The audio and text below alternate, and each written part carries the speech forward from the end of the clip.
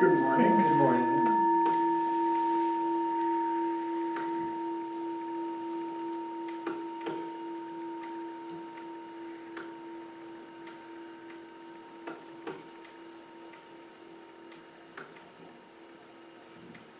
Someone was talking 2 or 3 or 4 weeks ago, and they were talking about what the Catholic friars wear, and that they wear a rope around they've got this rope going around their robe, and the rope has knots on it. And I was present, they were talking to some kids, and they said, they mean something, and they looked at me and I went, I don't know what they mean. And then later on I found out what they meant. And so those 3 knots that are there, and I guess I should preface this by saying, because I'm going to do a little comparison. I've been watching this Catholic friar on YouTube. The Venerable Tum Mung has totally destroyed me, and that I'm addicted to YouTube now. Yeah, there's no way around it. I've learned more useless information than I can possibly describe from watching this. And so, you know, one of the things that, I'm getting a cramp. Let me come down off of my perch here. Back up just a little bit, because I couldn't quite decide which way I wanted to go with my talk this morning. And one of the things that people find very interesting is that basically the Catholic religious orders copied the Buddhist religious orders, because we were there about 500 years before them. And there's so many parallels going on there that it's almost like, geez, they had to encounter these people. And of course we know historically that Buddhist monks were in Egypt, roughly about the time that Jesus was there, as best we can figure. So there could have been some encounters, and we have the Silk Route, and Israel was on the Silk Route, and Greece was on the Silk Route, and so there was cultural exchange going on there. So for those that don't know, that were not raised Catholic, that there is a difference between friars and monks. And monks typically live in a community, and for the most part don't go outside of the community, for the most part. And friars live outside of a community. They can live in small groups, and they interact with the community. You could go down the city and run into one of them working at a soup kitchen, feeding people, or handing out boxes of food during the pandemic, or perhaps teaching school, things like this.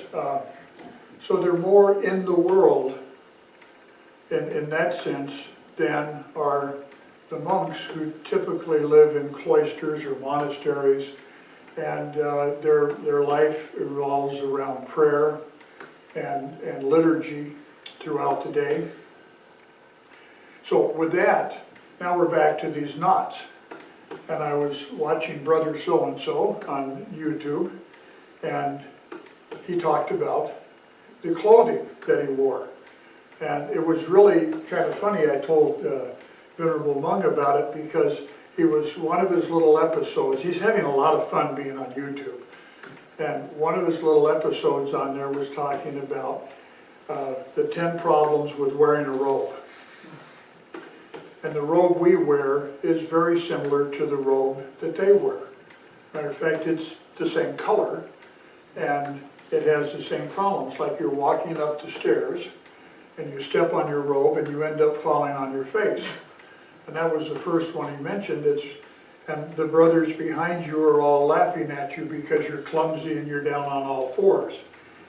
And one of the first things I had to learn when I was young was that when we went from the American temple to the Vietnamese temple, which was 2 blocks away, one down, one over, we had to go upstairs. And then we had it was on the second floor, so we went up to the courtyard and we went upstairs. And then we had the opportunity to trip and fall on our face, going up on either side are steep stairs going up to the second floor. And if you have a two-story building, the Buddha's always on the highest floor, or it's always there, because technically you can't walk over the top of the Buddha. That's the custom. And so many times I would step on my robe and kind of do like that and feel pretty bad. And of course he showed it his particular technique of how to take the robe and kind of pull it over, so he didn't do that. My technique is just to grab it a little bit, kind of like a lady pulls up her dress. But he pulled it all the way up. He said, you can't do that. And found out he had shorts on underneath his robe. But I just would pull it up just a little bit so that I wouldn't trip on it anymore. And I do the same thing. I kind of grab the back and pull it around when I'm coming downstairs, you know. And so I thought it was interesting. So then he talked about the rope, and he said there's 3 knots on it. And they stand for chastity, poverty. I know he's going to help me. It's chastity, poverty, and obedience. Obedience. Okay, so those are kind of fundamental for the Catholic monks and for the Catholic friars. And friars are mendicants. I like mendicants. Mendicants are what Buddhist monks were in the beginning. And there's a lot of, just so many parallels in here. And some people would probably take offense when I say, well, the Catholic monks copied, but there's really nothing to take offense to, because when all is said and done, we're basically doing the same thing. So, because there were mendicants, and my favorite mendicant, I didn't learn to read for a while when I was in grade school. And it was quite a ways into grade school before I actually could literally read. And one of my favorite books out of the grade school library was the story of Robin Hood. And this was a traditional story written, actually it was an adult book. You know, there were a couple references in there to ladies of the night and things like that, and I didn't know what they were talking about back then. But there's Friar Tuck. And Friar Tuck was a wonderful person because he was a mendicant. And for years I wondered, why is this Catholic, what I thought was a priest or a monk, why is he living in the forest with Robin Hood? Why isn't he in a church? Why isn't he in a cathedral or a monastery? What's he doing in the forest? Well, friars live in the forest. Some of them do. Some of them in California, they live in missions. It's an interesting thing, because another little side note that I learned from a Franciscan who was a friend was that years ago I learned this, that Rome had said, they get permission to go into a hermitage in the forest, or...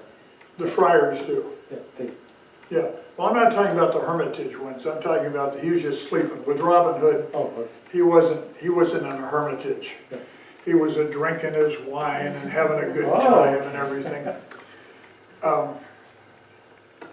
But when the friars came to California, which is all the Franciscans that set up all the missions in California, and then later on time went by and we came into the modern age, and there's been a certain prejudice against Catholics in America because, of course, we are a God-fearing Protestant country.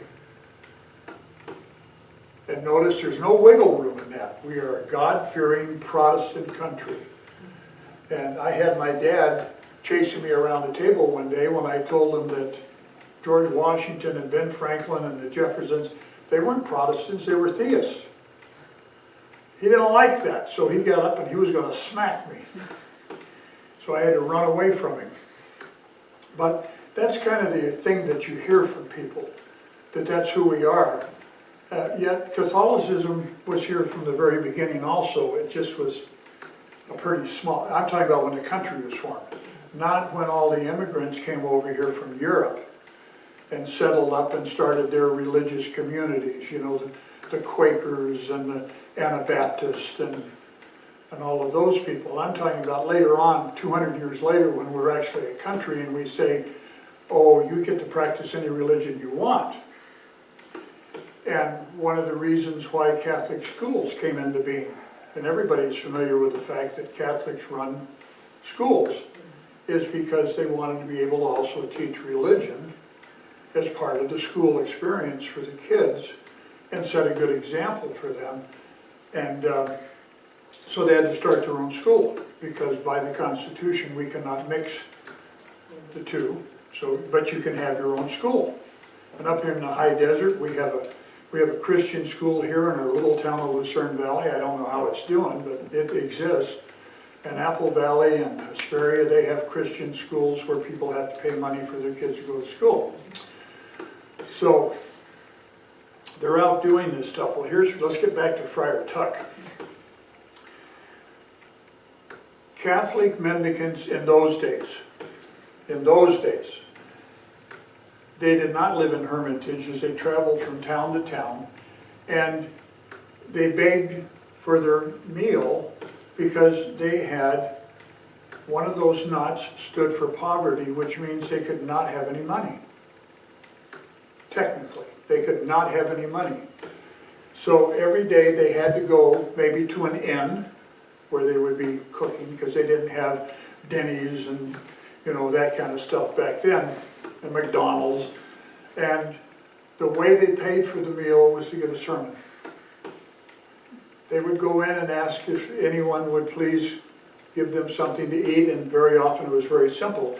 And then they would give a sermon. So they were preachers, and they were spreading the word, the gospel. Okay, Buddhist monks were enjoined not to go further than 10 miles in any given day. That was the rule, because of course they had the rule of poverty. And when one becomes a novice, one of the 10 rules of a novice is not to handle gold or silver. And it's a real straightforward thing. You can't have any money. Now, I'll talk about how we got around this later on, but in the beginning, nobody had any money. And we have Steve, who's living at the temple here. And Steve is a layperson, although he doesn't like to admit it to anybody because he doesn't wear his Buddhist robe, which is the robe of merit. When you have this robe, every time you put it on and you recite the Gatha, now I open the Buddha's robe, a field far beyond form and emptiness, the Tathagata is teaching for all being, you create good merit. As opposed to bad merit when you steal a candy bar in the store because you don't have any money because you have a vow of poverty. So, the Buddhist monks would get up in the morning. They had a very simple routine. If there was any, maybe fruit left over or juice, perhaps, in the morning, they could have that, kind of to bank up the fires of hunger. They would make sure their bowl and everything was clean. They would wash their face and hands, and they would go into the village, wherever that might be, and sometimes the village was a 30-40 minute walk, and they would go to 3 houses, and at 3 houses they would stand outside the back door, and if the people inside, and they would chant, and the people inside might give them some food, and they could go to 3 houses and get food, and then they were supposed to go back. Now this is old food. It's leftover food from the day before. In a place that has no refrigerators, that has a semi-tropical to tropical climate, where things go off really quick, but they would collect their food, they would go back, and they had to start eating it. Usually they ate it about 11, but the tradition is they had to start eating it before 12 o'clock. And everybody knew when 12 o'clock was because the sun was directly overhead. And once they started eating, they couldn't stop. If they stopped eating, they couldn't start again. Okay, they had to continuously eat their meal. And then they might do a little meditation. Very often the Buddha would give a talk, if they were with the Buddha, or a senior monk like Mahakashapa, a little Dharma talk like I'm doing now, 15, 20, 30 minutes. which is very brief for people of Indian persuasion, you understand, because if you ever go to a lecture by an Indian philosopher, religious man, or scholar, it goes on for days. They love to talk, much worse than me. They just go on for days and days and days. So the Buddha would give a very succinct and brief Dharma talk. The monks may or may not. They can stay in a place for 3 days. So if they're staying in the place, they might do a little meditation now. They might perhaps take a nap. Okay? There is no evening meal. In the evening, when it starts to get a little dark, they're expected to be doing meditation. The Buddha would go around, make sure he had a little whistle. And if they were falling asleep, then they'd go, and they'd wake back up. And that whistle, by the time it got to Korea, was a big stick that the monks got hit with. But every 3 days they were supposed to move. And they would hit the road after lunch. And they could walk no more than 10 miles. Now, villages in India at that time, and I'm told in the rural areas, are still very similar. They're 8 to 10 miles apart. That's the amount of time you could walk in an afternoon or the time you could walk in the morning. 8 or 10 miles. You walk at 2.5 miles an hour. So you can see how that would take the afternoon or the morning. And then they would come in and they would find the big banyan tree, or they'd find the center of the town. They'd find some place. They slept under trees a lot. And friars slept under trees a lot. And they would find this tree for shelter from the rain. And they would go ahead and the belongings they had were carried in a bag. And the monks still carry a bag today. They could have 3 robes, 3 garments, and they could carry a little medicine. They could carry their razor to shave their head twice a year, or twice a month. You know, they might carry a couple of willow sticks for brushing their teeth. That's what they did. They scrunched up the end of it and could brush their teeth with it. No money, no food. You know, it was pretty simple, and they'd come into town, and the town people would see them and they would come up, because now there's no entertainment in the town at all. Believe it or not, 2,600 years ago there were no TVs, no radios. There weren't even much in the way of books. And if you could read, you were probably a Brahmin and you were reading the holy books like the Vedas, and they were all in Sanskrit, and this is not what people spoke. And so it was, you know, it was kind of like a, you know, Middle Ages in Europe, and everything was in Latin, and just a few people actually understood what was being said, and the rest went, because they couldn't read anyway, you know. So the head of the village might come out and greet them and say, where are you coming from? Who is your teacher? Because gurus and their students are very common in India to this day. They have a number of philosophical schools, and they have a number of religious schools in India. The Hindu faith is not monolithic. It's not one thing. It's like Christianity. There's nothing monolithic about Christianity. I gave up trying to believe that I actually knew what Christians were. Protestants sometimes. Catholics I know. I can go get the Baltimore Catechism, open it up, and tell you everything they believe, because it's written down in that book. And almost all of them believe that. But if you talk to a religious in the Catholic, they say, well, we go along with it, but that's not exactly what we think. But Protestants, you know, there's 200 or 300 different versions of what they believe. There has to be, because there's all 200 or 300 different churches, and so there has to be slight differences in there. So these Hindu holy men and philosophers would travel through the villages, and the headman would come out and say, would you give a lecture? We have a very great Brahmin. Now, Brahmins were the priests, if you don't know, and you could always tell them because they wore white, because they were pure. In the caste system, they would be, hopefully that would be their last rebirth, and then when they died, they would join the great God. And they would never have to come back and live another existence. They would reunite with God, Brahma. So they were very holy, and he would say, could you talk with our, we'll ask him to come out, we'll provide a little fruit. Oh, I can't eat at night. Oh, well, he'll eat a little fruit. Can you have a little juice? Yes, I can have a little juice at night.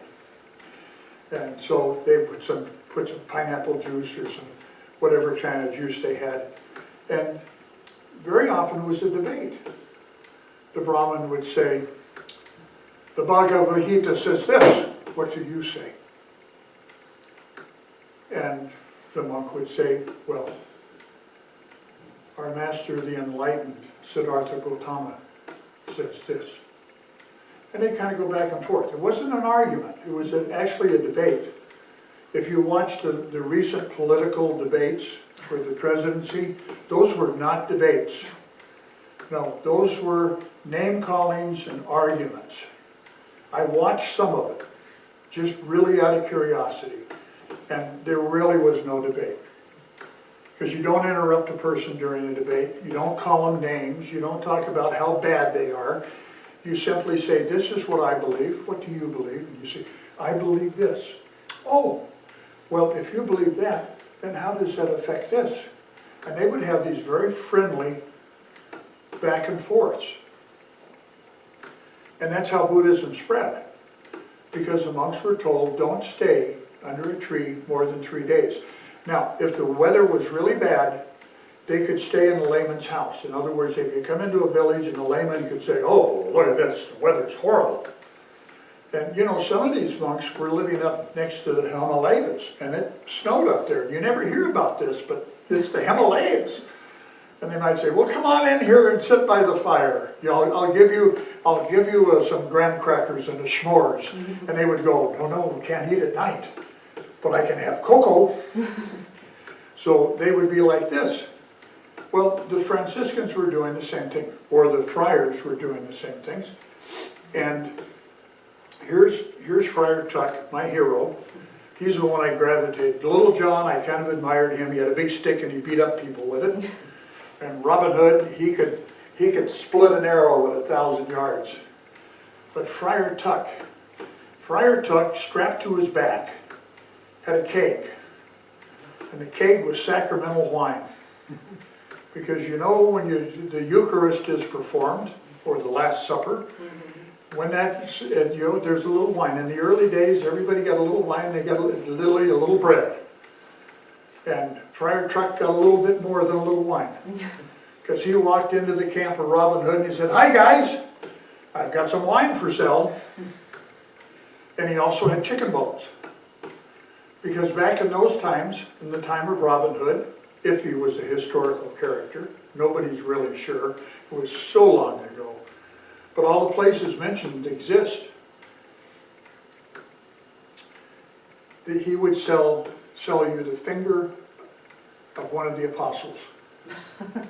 Yes, and he would whip out this chicken bone, and he would sell that to you, so he had a little bit of cash so he could replace the wine. Okay? Well, that's going to the extreme. But he was chaste. He didn't have a girlfriend. Robin Hood had a girlfriend, Maid Marian, but not Friar Tuck. And he was obedient. He was obedient to his rule. We think of obedience like a child is obedient to the parent. But that isn't necessarily what obedience means. You take a rule, and to be in a religious order, you have to have a rule. And for those of you listening online that belong to an American Zen order, if you don't have a rule, you don't have an order. You have something, I'm not sure what, maybe a club. Maybe you have a club and you all put your club uniform on. But you know, when I did martial arts, we had a uniform, but we didn't have a rule. Unless you say, don't hit the guy when he's not looking. I guess that would be, but that's not much of a rule. And so Friar Tuck was supposed to follow the rule of the things. And he really only ate one meal a day, because how many meals can you bake a day? See the similarities? All right, so what's going on with the monks? Well, in the beginning, the monks were only eating 1 day a day. How could they get away with that? Well, one, they overate. That's the first problem. They had all kinds of digestive problems between the fact that people didn't know about hygiene at that time, and they didn't wash their hands. You know, the pandemic would have been good for them. They would have learned how to be clean, but they weren't clean. And so monks would get sick from that, and monks would get sick from the food just spoiling. And, you know, the Buddha had to say, well, you know, if it's the bowl's all full of maggots now, you don't have to eat it. Because you'd be taking a life. You'd be killing a baby fly. So these guys are wandering around, and when we talk about, I talked about mendicants or friars and monks, but they're not monks then, are they? Not by a Western definition. And of course, we always have to define by the way we believe, not the way they believed at the time. They were called monks, which was bhikkhu, which meant beggar. But that has come to mean Buddhist monk. But they traveled. And they literally begged for their food. But they had a rule to follow, and by the time the first council was called and they started codifying things, we ended up with a lot of rules. We ended up, depending on the order you belong to, 227 to 250. And there's more than one set of rules. They all basically say the same thing. And they all are dealing with chastity, poverty, and obedience. Just like the Catholic orders do. But we started getting around that because Buddhism went from India, where you could sleep under a tree, to China, where you could freeze to death under a tree and die in one night. You're done. Because these guys, they didn't have big coats. They're walking around barefoot, and they get to northern China, and they freeze to death. And somebody said, maybe we need to do something different. And one of the first things they did is they started adopting the clothes that the Chinese wore.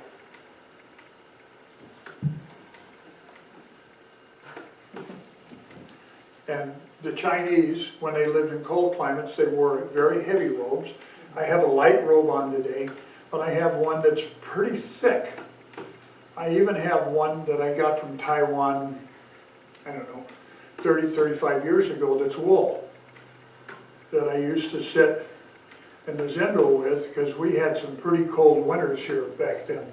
Every other year we'd have snow on the ground and we'd stay and stuff. So I got this wool robe, because a friend of mine had one, and when she went to Taiwan, I said, could you pick me up one of those wool robes, because it really looks warm. And in Korea, the monks wear these quilted robes like ski jackets to keep them warm. Because the point of being a monk is not to freeze to death. And the point of being a monk is not necessarily to be miserable. You know, you can put enough clothes on to stay warm. And but I got to China, and here they are, and all of a sudden they're staying in one place. Now the monks in India stayed in one place during the summer, between the birthday celebration of the Buddha and the memorial service, remembering your mother and those that passed on during the year, which is called Vulan. And it's Ulambana in Sanskrit. And so we have the Buddha's birthday to that. That's roughly 90 days. And it begins in April and ends in April, May, June, July. It ends in July because it's in the middle of the month when we have the moon shining bright, and everybody knows now it's time to celebrate. So they were staying together. They weren't staying in a monastery. They had pavilions where they could get out of the rain during that season, because it rained a lot then. That's part of the reason why they picked that season, is because it rained every day, and it rained heavy. And they could build little shelters for themselves out of reeds, so they weren't wet all the time and wouldn't get sick. So now they get to China. Well, they've got a background of living together in community for a while, see? Now it's kind of a combination deal. Well, they travel, and usually they traveled in 2s and 3s and maybe 5s. They didn't travel like 100 monks went down the road and came into a village, because the Buddha told them, you can't do that. If 100 monks go into a village and you go begging, you're going to take all the food the people have. And the people want to be good.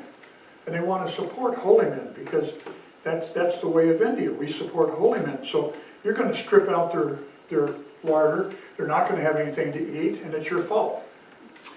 You get to China, first thing the Chinese saying is, well, wait a minute, you're a wise and holy man. What are you doing out on the street begging? Different culture. I remember years ago, Americans were obsessed with the idea that they didn't want Oriental culture or Asian culture of any kind. They wanted Buddhism, but they didn't want culture. This is still going on. There's a group in Hawaii, no priests, no monks, no nuns, no clergy. They're all lay people, and they honestly feel that they don't need to have any kind of clerics in their operation. We'll just have educated lay people who don't have to follow a rule, don't have to follow poverty, don't have to follow chastity, and don't have to follow obedience. Basically, they can do anything they want to do, because this is America. Interesting idea. Well, and then I'm staying at a temple, and I'm hearing Americans complain that I'm not Vietnamese, I'm not Japanese, I'm not Chinese, why do I have to do this? You know, nobody ever made anybody eat with chopsticks. Usually a spoon was put out there, you know. Matter of fact, half of the Buddhist world doesn't eat with chopsticks. You go to Southeast Asia, with the exception of Vietnam, everybody eats either with their hands, like they do in India, or they eat with a spoon. So that's not Buddhist. Okay? But Americans just had a really difficult time with this because they didn't want to have to change anything. They didn't have to look at how they lived their lives. They said, well, there's nothing wrong with having a Mercedes-Benz. There's nothing wrong with having an $850,000 house. And there's nothing wrong with looking down on people that don't have what I have, because I earned it. Therefore, I get to be a snob, and I get to look down on other people that aren't as good as me, because that's the American way. And it's kind of the Western way. It's not just American, it's the Western way. So they got confused. They didn't realize that equality, besides being an American ideal that people don't want to follow, has always been a Buddhist ideal. When you take someone and you shave their head, you put everybody in the same robe. Okay? I've been doing this for going on 50 years. This monk over here has been doing this for, fully ordained for going on 2 years now? 3? 4? Yeah, is it 4 now? I forget. Okay. I'm sorry. Yeah. Do you see any difference in what we're wearing? No, there is no difference. In other words, there's no way for me to say I'm a really important person. And I know you would, the first thing you would say, yeah, but you're a little bit older. Maybe that makes you an important person. In some countries in Asia, it's common for older people to become monks and nuns. They have a different status. And the difference in the status is nobody expects them to go out and pioneer a temple, to go build temples or start universities. You know, here's this person.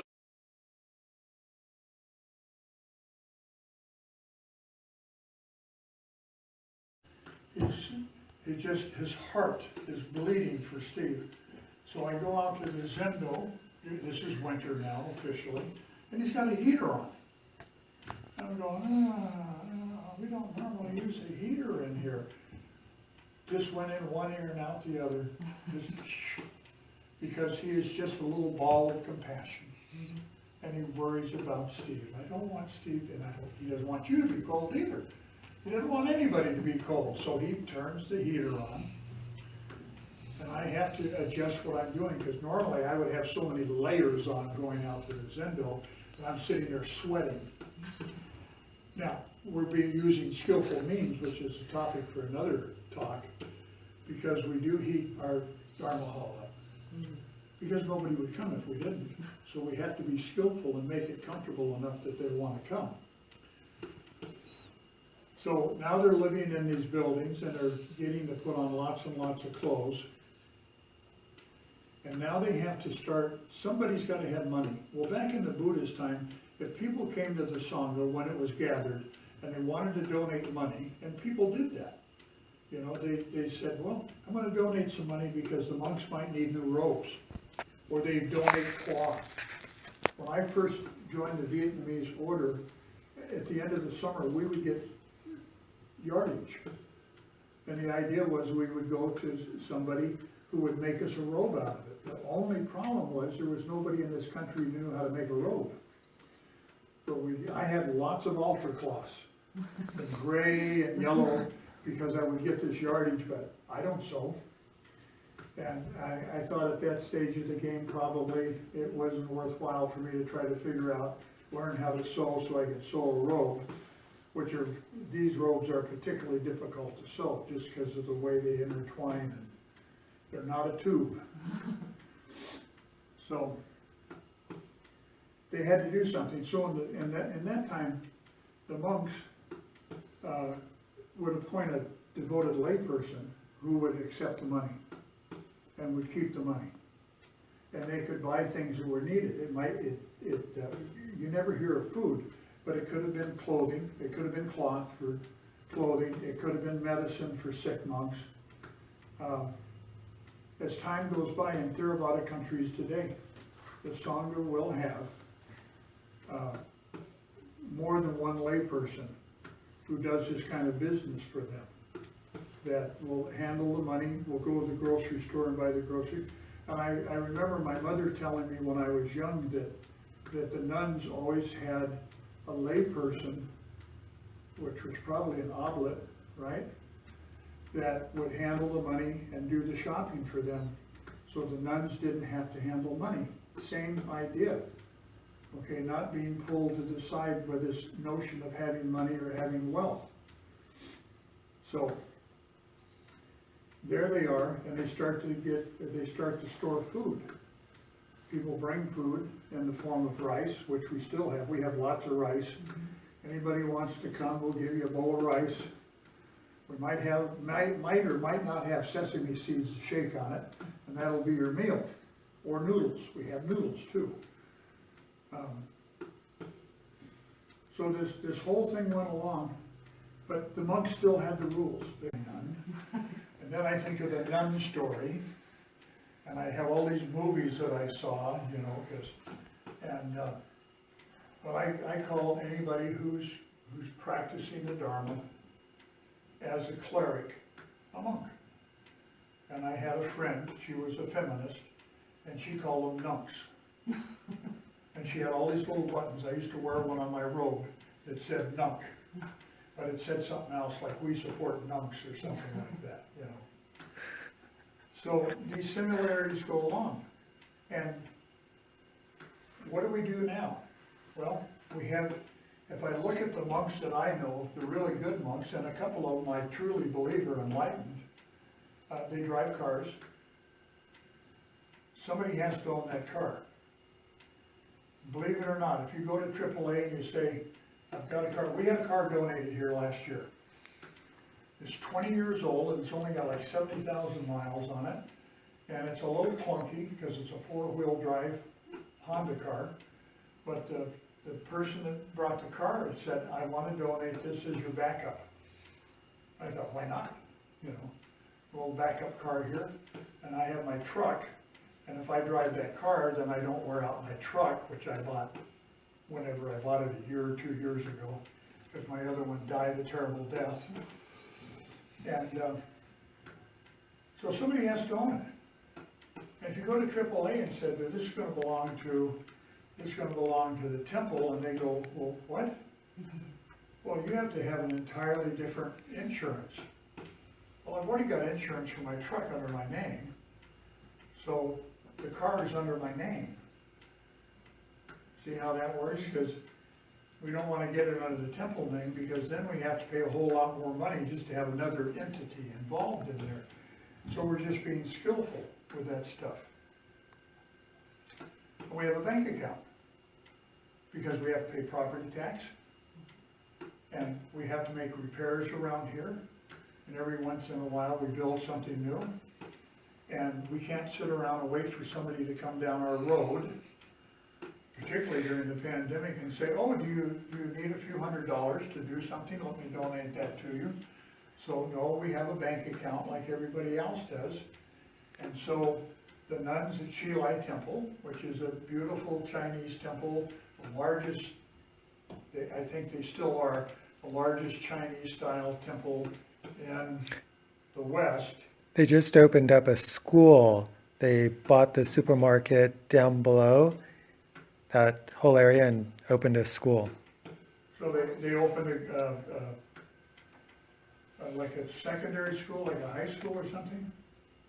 Secondary school, I think, for... Yeah, that's high school, yes. junior high. Oh yeah, they're a big operation. They have University of the West, big operation. Yeah, they got a lot of money. And the nuns in there have money because we had a president and the vice president came by here. They were getting ready to run for office. I never can remember who it was. And he gave a speech out there, and the abbots told everybody to donate to him. And so they all wrote checks, see, because they didn't handle money. They wrote a check and they think that gets them out of it. Well, it doesn't get anybody out of anything. It's still money. Yeah. Yeah, you know, if we decided that these water bottles are gonna be our form of currency, then I'm handling money when I handle a water bottle. But it's an adaptation. That's simply what it is. It's not uncommon now, particularly like in Japan, monks have to buy their own robes. And with the exception of one monastery that I know of, they have to pay to be able to live at a monastery. In other words, they have to pay for their food. Not a big deal, but they better have somebody supporting them, a family that says, okay, my son the priest. I had a disciple years ago who passed away, and he says, I'm what every good Catholic mother wants, a priest. It was a joke with him, yes. So, these things of owning a car, so now you have possessions. You've got to have money so you can pay your insurance. You've got to have money so you can, credit cards money. We know that. I was informed by a friend last year that I was a dinosaur because I carried money in a wallet. Because he went to buy a sandwich at a place and he pulled it for a $5 sandwich. He pulled out a credit card and I go, "You're buying a sandwich with a credit card?" It wasn't a debit card. It was a credit card. Says, yeah, everybody does. We don't use money anymore. I heard in the news that there were some stores that said they weren't going to take money anymore. And the government had to tell them, no, you can't do that. Yeah, you don't get to do that. You don't get to decide what the currency in this country is. So, all of these things, and there are areas, like in Japan, where a lot of the monks get married there after they've been a monk for a while, trained and all of that.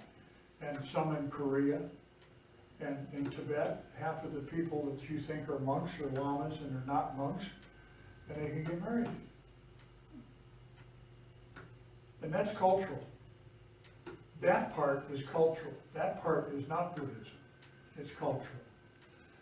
So when my teacher came here and we started making Buddhists, it's kind of like making cookies, When we started making Buddhists, instead of saying do not participate in improper sexual conduct, which is more like what the Buddha actually said, because it wasn't just having a girlfriend or a boyfriend, there was a whole variety of stuff. He simply said, do not take the vow not to commit adultery. Like if you ever decided you wanted to take the 5 precepts, one is don't commit adultery. And I understand your husband's bigger than you, so you probably wouldn't anyway. But those things are cultural. Yes, they are. For the most part, the things Americans like about Japanese Buddhism that they like are cultural. It's not the Buddhism that they like, it's the cultural stuff. Who doesn't like a rock garden? Who doesn't like a beautiful bonsai? And wouldn't you like to go to Japan and be part of a tea ceremony? Yeah. That's all cultural. It grew out of Buddhism, but it's still culture. So, I think we need to start wearing a rope around our waist with 3 knots on it. For the Buddha, Dharma, and Sangha. Yes, well, we're big on 3s. Years ago, we used to have high school students come to our temple in Long Beach, and they'd always ask, well, I see 3s a lot, Buddha, Dharma, and Sangha. Yeah. How can we make one more symbol? We're so loaded with symbols right now. So let's just come up with one more symbol here to make this happen. So that's a little trip on. Is there a difference between a friar's life and a Buddhist monk's life? Very little. There's very little difference. Is there a difference between a Buddhist monk's life and a Catholic monk who lives in a monastery? Very little if you compare Buddhist monks that live in a monastery with Catholic monks that live in a monastery, or friars. And we travel. He and I travel all the time. So we're really not cloistered. And I'm telling you, all you gotta do is travel with him one time, going down the hill and coming back up. Where can we get French fries? I want a Coke. Where can we get French fries? So that's not an activity of a cloistered person. And we eat more than 1 meal a day because we work. We do things around here. And you've got to have the energy to do it, so you eat more. Thank you.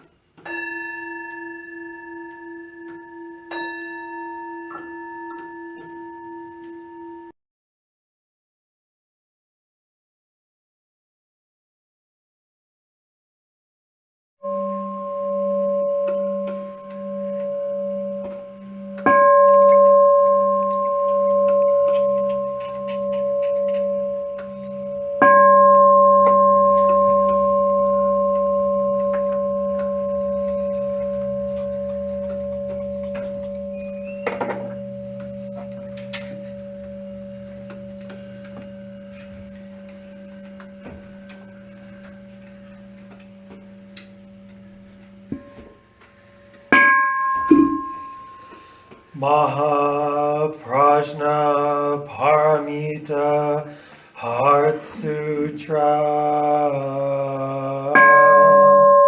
Avalokiteshvara Bodhisattva, when practicing deeply the Prajna Paramita, clearly saw that all 5 skandhas are empty and pass beyond all suffering. Shariputra form does not differ from emptiness in Phoenix.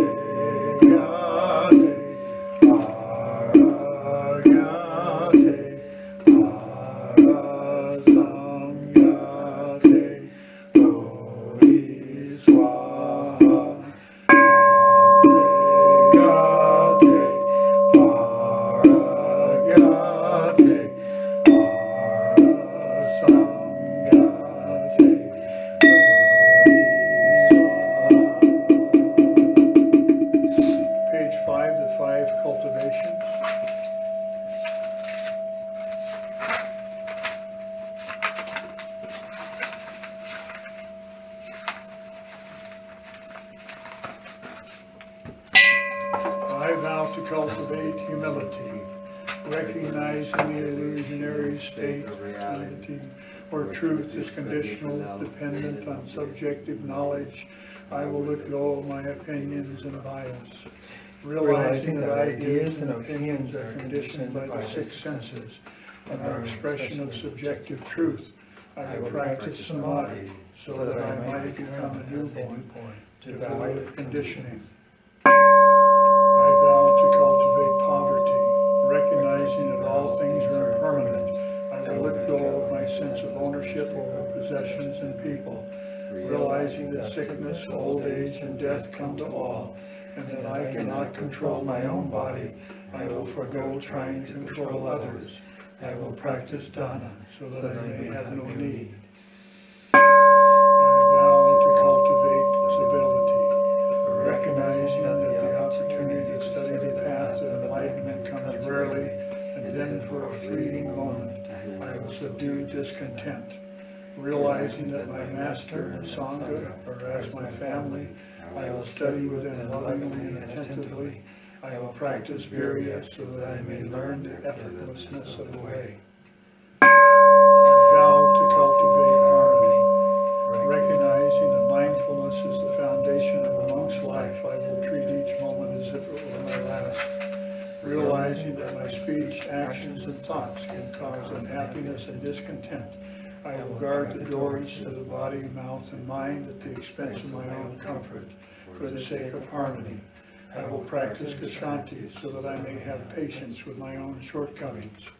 I vow to cultivate piety, recognizing that the sage of the Shakya clan taught selflessly for 45 years after his enlightenment, and that all the ancestors down to my true master have given their bodies for my sake.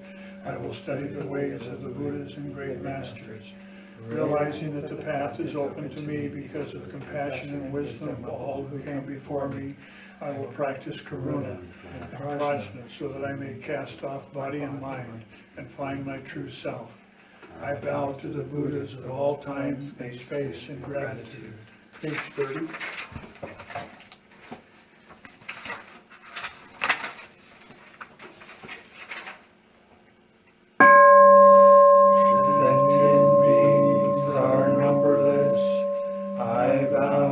Save them all. Deluding passions are inexhaustible. I vow to end them all. Dharma gates are limitless. I vow to master them all. Buddha's way is supreme. I vow to attain it. May the suffering ones be suffering free, and the fear-struck fearless be. May the grieving shed all grief,